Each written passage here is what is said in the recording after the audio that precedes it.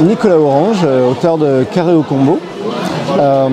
C'est un petit jeu très simple, basé sur le fait d'arriver à faire un carré avec des pièces, 4 pièces, et il faut être majoritaire au niveau de ces pièces pour faire un carré. Je vais vous expliquer comment ça se déroule. Donc, on a une petite pièce d'accroche sur un plateau. On détermine ensemble, communément avec d'autres joueurs, où est-ce qu'on la met. On va venir respectivement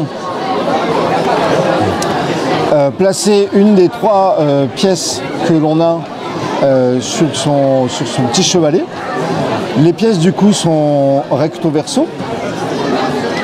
Donc l'adversaire va voir au moins une face de chaque petit pavé que vous allez placer en jeu.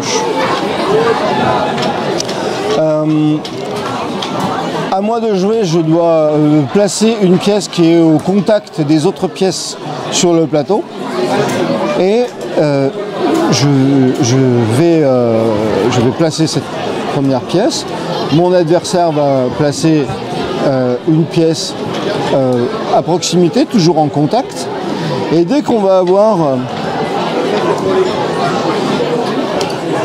des pièces qui vont former une paire, il va se passer quelque chose sur le plateau. Là j'ai une paire de croix, même si c'est une paire qui n'est pas de la même couleur.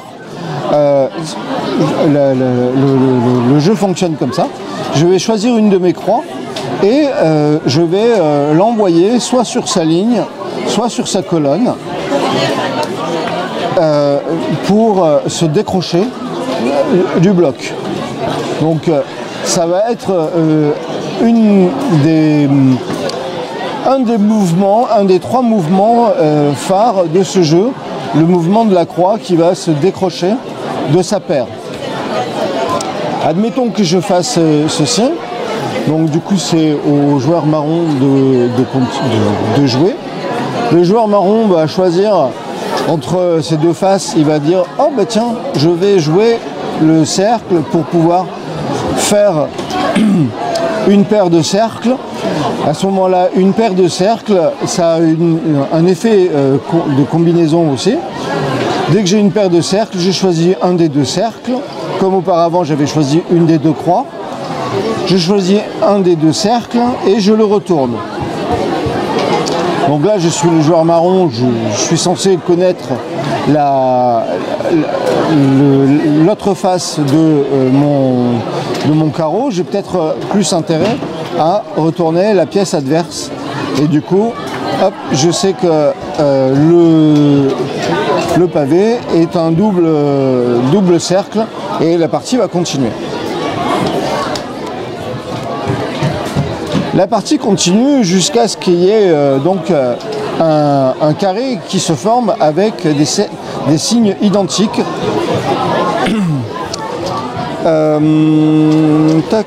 Je vais essayer de jouer celui-ci en espérant faire un carré de cercle.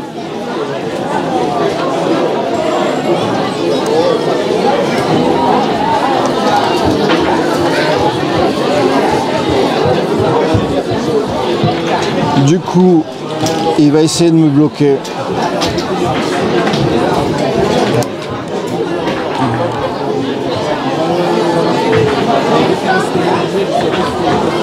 Et donc, je vais faire une petite combinaison avec une paire de losanges. Donc, on a vu la croix permet de déplacer une des 2 croix. La paire de cercles permet de retourner un des 2 cercles. Et la paire de losanges permet d'échanger un des 2 losanges avec des losanges qui sont avec des pièces qui sont en réserve, pas forcément des losanges. Donc là par exemple, je peux très bien venir faire cet effet là. J'échange le losange avec une de mes pièces et du coup ici le joueur beige que je suis est en train de gagner. Il vient de gagner avec une majorité de cercle dans un carré de cercle. Donc là, le joueur belge a gagné grâce à sa combinaison. Maintenant,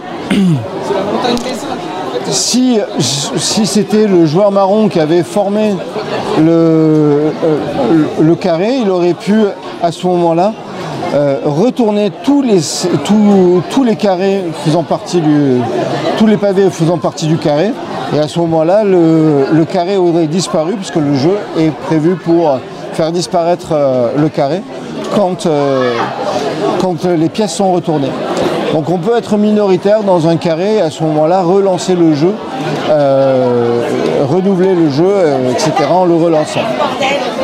Voilà, je vous ai expliqué carré au combo.